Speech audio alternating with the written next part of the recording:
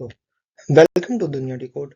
जहां हम बात करते हैं जियोपॉलिटिक्स के बारे में, इकोनॉमिक्स के बारे में, स्ट्रेटजी के बारे में, सॉफ्ट पावर के बारे में, टेक्नोलॉजी के बारे में और समझते हैं इन सारे टॉपिक्स को बहुत ही आसान और सरल लैंग्वेज।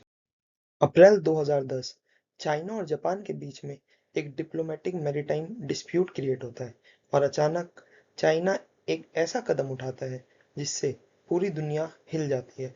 चाइना ने जापान को रेयर अर्थ मिनरल्स की सप्लाई ही रोक दी। ना कोई मिसाइल चली, ना कोई वार हुआ, लेकिन जापान की टेक्नोलॉजी इंडस्ट्री पैनिक मोड में आ गई, क्योंकि स्मार्टफोन से लेके हाइब्रिड कार्स तक सब कुछ इन्हीं मिनरल्स पर डिपेंड करता है। उस दिन दुनिया ने फर्स्ट टाइम देखा कि 21वीं सेंचुरी का पा, पावर सिर्फ ऑयल या मिलिट्री से नहीं आएगा, बल्कि वो आएगा क्रिटिकल रिसोर्सेज को कंट्रोल करने से। और आज उस गेम का सबसे बड़ा प्लेयर है चाइना। चाइना कभी भी, जब भी उसका जापान के साथ डिस्प्यूट होता है या किसी और कंट्री के साथ डिस्प्यूट होता है, अपने इसी लिवरेज से उस दूसरे प्लेयर को कंट्रोल करता है। रिसेंटली चाइना ने सेम स्टेप जापान के साथ फिर से लिया, जब ताइवान को लेकर दोनों कंट्रीज के बीच में डिस्प्यूट। अब सोचो, कल सुबह आप उठते हो और आपको पता चलता है कि आपका mobile phone, laptop, electric car, MRI machines, यहाँ तक कि फाइटर जेट्स बनाने लगभग इम्पॉसिबल हो गए हैं। या फिर डे टू डे यूज वाले आइटम्स जो कि इलेक्ट्रॉनिक आइटम्स हैं, वो बहुत ज़्यादा कॉस्टली हो गए। एक ऐसी चीज मार्केट से गायब हो गई है जिसके बारे में 90% लोगों को पता भी नहीं है, लेकिन उसके बिना मॉडर्न टेक्नोलॉजी रुक सी जाती है। और आज दुनिया के सबसे पावरफुल देश इसी रिसोर्स के लिए एक साइलेंट वॉर लड़ रहे हैं। ये कहानी है रेयर अर्थ मिनरल्स की। 2026 में दुनिया AI, electric vehicles, green energy के बारे में बात कर रही है, लेकिन हर टेक्नोलॉजी के पीछे एक हिडन हीरो होता है। जब आप स्मार्टफोन्स चलाते हो, ब्लूटूथ ईयरबड्स कनेक्ट करते हो, ईवी देखते हो, तो उसके अंदर कुछ ऐसे मिनरल्स होते हैं जो उनको पावरफुल बनाते हैं। और इन मिनरल्स के बिना मॉडर्न दुनिया की स्पीड अचानक रुक जाती है। अब तक ये सिर्फ बिजनेस की स्टोरी लग रही होगी, लेकिन अब एंट्री होती है फाइटर जेट्स की, मॉडर्न मिसाइल्स की, सबमरीन्स की, सैटेलाइट सिस्टम्स की, यहाँ तक कि एमआरआई मशीन्स की, सिटी स्कैन मशीन्स की, हमारे और आपके डे टू डे यूज के इलेक्ट्रिक व्हीकल्स की। इन सब में रेयर अर्थ एलिमेंट्स का ही इस्तेमाल होता है या फिर रेयर अर्थ मैग्नेट्स का ही इस्तेमाल होता है। यानी जिस मिनरल से आपके हेडफोन चलते हैं, उसी से वर्ल्ड के मोस्ट एडवांस वेपन्स भी बनते हैं। आज हम टेक्नोलॉजी को सॉफ्टवेयर और एआई की नज़र से तो देखते हैं, लेकिन सच ये है कि ये सारी टेक्नोलॉजी का असली फाउंडेशन जमीन के अंदर छुपा है, या ये कहें कि ये सारे के सारे रेयर अर्थ एलिमेंट्स पर ही डिपेंडेंट है। और इनमें सबसे स्ट्रेटेजिक या जो रेयर अर्थ एलिमेंट है वो है रेयर अर्थ मैग्नेट। नाम सुनकर लगता होगा कि ये बहुत रेयर होंगे, लेकिन इंटरेस्टिंग बात यह है कि ये रेयर अर्थ मिनरल्स इतने भी रेयर नहीं है। प्रॉब्लम ये है कि ये बहुत ही ज़्यादा कंसंट्रेटेड फॉर्म में बहुत कम मिलते हैं, और इनको एक्सट्रैक्ट करना और उसको प्रोसेस करना उससे भी ज़्यादा एक्सपेंसिव होता है। इसी वजह से इनकी वैल्यू गोल्ड से भी ज़्यादा स्ट्रेटेजिक हो जाती है।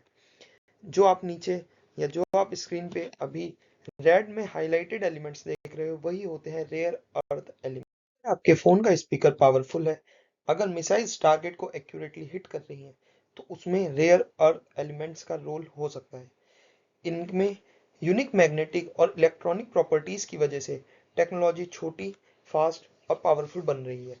आप शायद अब भी इस वक्त भी रेयर अर्थ एलिमेंट का यूज कर रहे होंगे, चाहे वो आपके स्मार्टफोन में हो, लैपटॉप में हो, ब्लूटूथ में हो, या फिर घर में टीवी में हो।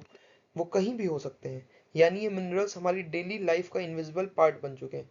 और एक और इंटरेस्टिंग फैक्ट, ग्रीन एनर्जी भी रेयर अर्थ पर ही डिपेंड करती है, चाहे वो विंड टर्बाइंस के अंदर पावरफुल मैग्नेट्स हो, या फिर सोलर मॉड्यूल्स के अंदर यूज होने वाले एलिमेंट्स हो।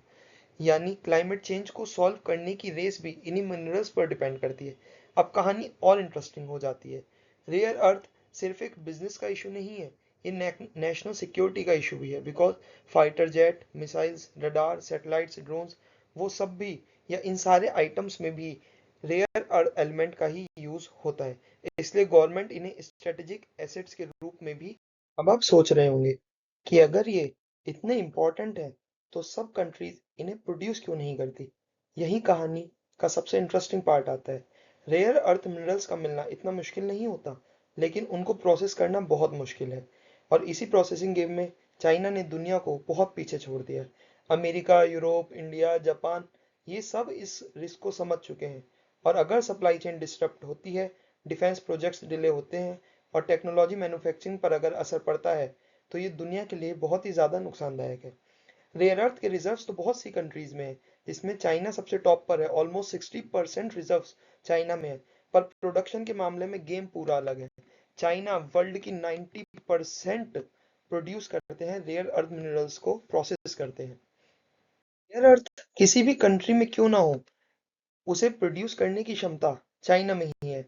इसलिए China is the whole and sole player of this match. China के मेन रेयर अर्थ रिजर्व्स जिस लोकेशन में है वो है पाओटाओ, इनर मंगोलिया। इसी को rare earth capital of the world भी कहा जाता है। पाओटाओ इंडस्ट्रियल हार्ट है चाइना के रेयर अर्थ एम्पायर का। जियांगजी प्रोविंस, जो चाइना को कंट्रोल देता है वर्ल्ड के सबसे स्ट्रेटेजिक रेयर अर्थ एलिमेंट का।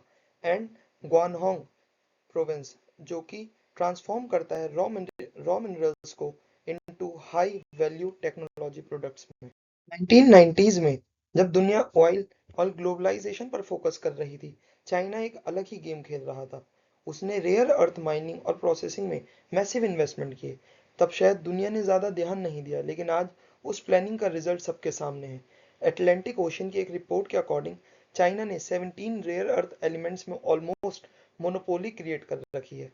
और ये मोनोपोली साल 2010 में सबके सामने आई for the first time. CSIS यानी centre for strategic and international studies की एक रिपोर्ट के अकॉर्डिंग 2012 तक चाइना की मोनोपोली थी मार्केट में। बट इसके बाद चाइना ने लिमिटेड कंपटीशन फेस करा कुछ यूएस बेस्ड प्रोड्यूसर से, जो बाद में बैंकरप्ट हो गए। चाइना इसी को रेयर अर्थ एलिमेंट्स को ही लिवरेज करता है अगेंस्ट यूएस सैंक्शंस। चाइना किसी भी बड़े प्लेयर को इस गेम में एंटर ही नहीं होने देता। समझिए, सोचिए, एक क्रिकेट मैच है जिसमें बैटिंग भी एक टीम कर रही है, बॉलिंग भी वही टीम कर रही है। रेयर अर्थ सप्लाई चेन में कुछ ऐसे ही चाइना की पोजीशन है।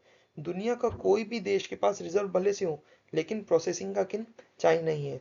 आज दुनिया के काफी रेयर अर्थ मिनरल्स चाइना के प्रोसेसिंग प्लांट से गुजरते हैं। मतलब मिनरल्स ऑस्ट्रेलिया में हो, ब्राजील में हो, इंडिया में हो, लेकिन प्रोसेसिंग चाइना में ही होती है। और इसी वजह से चाइना ग्लोबल सप्लाई चेन का सबसे पावरफुल प्लेयर बन चुका है। अगर किसी देश की टेक्नोलॉजी इंडस्ट्री किसी और देश के मिनरल्स पर डिपेंड हो, तो क्या होगा? इसी डिपेंडेंस को एक्सपर्ट स्ट्रेटेजिक लीवरेज कहते हैं। और इसी वजह से रेयर अर्थ को 21st सेंचुरी का ऑयल भी कहा जाता है। 2026 में भी चाइना वर्ल्ड में रेयर अर्थ की शॉर्टेज क्रिएट कर रहा है बाय रिस्ट्रिक्टिंग सप्लाई, और एक फॉल्स प्राइस इन्फ्लेट करा रहा है। इसी सब को देखते हुए world is now focusing for the options other than China. Brazil, Africa and India का नाम सबसे पहले सामने आता है, क्योंकि चाइना के बाद इन्हीं सब पे रेयर अर्थ का भंडार है। पर क्वेश्चन अब भी वही है, प्रोसेसिंग का किंग तो चाइना ही है। इंडिया में भी रिजर्व्स के भंडार हैं, पर अभी तक उन्हें लिमिटेडली ही एक्सट्रैक्ट किया गया है।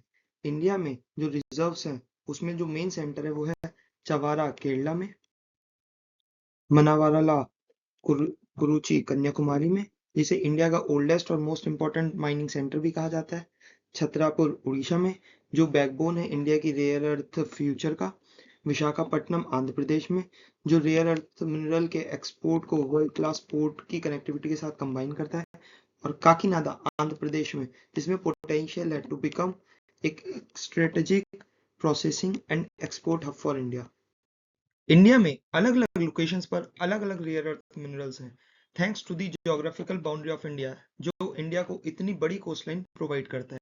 और अब एक सवाल, इंडिया कहाँ खड़ा है? इंडिया के पास रेयर अर्थ रिजर्व्स भी हैं, ज्योग्राफी भी सपोर्ट करती है, मार्केट भी है, मैन्युफैक्चरिंग एम्बिशंस भी हैं, और यानी अपॉर्चुनिटी बहुत बड़ी है। इन सबको ध्यान में रखते हुए यूएस इंडिया क्लोज आ रहे हैं। एक्सट्रैक्शन और प्रोडक्शन में जो बॉटलनेक्स है उन्हें सॉल्व करने के लिए प्रोग्राम्स लाए जा रहे हैं, और नए प्रोग्राम्स लॉन्च करे जा रहे हैं, ताकि फ्यूचर में चाइना की मोनोपोली को तोड़ा जा सके। इसीलिए दुनिया ऑल्टरनेटिव्स ढूंढ रही है। यूएसए, यूरोप, ऑस्ट्रेलिया सब अपनी रेयर अर्थ कैपेसिटीज बिल्ड करने की रेस में लगे हुए हैं, और यहाँ इंडिया के लिए एक गोल्डन अपॉर्चुनिटी छुपी हुई है। हर जियोग्राफिकल क्राइसिस किसी एक के लिए अपॉर्चुनिटी भी बनता है। जब दुनिया चाइना पर डिपेंडेंस कम करना चाहती है, तब इंडिया एक अल्टरनेटिव सप्लायर के रूप में उभर कर आता है। लेकिन क्या हम तैयार हैं?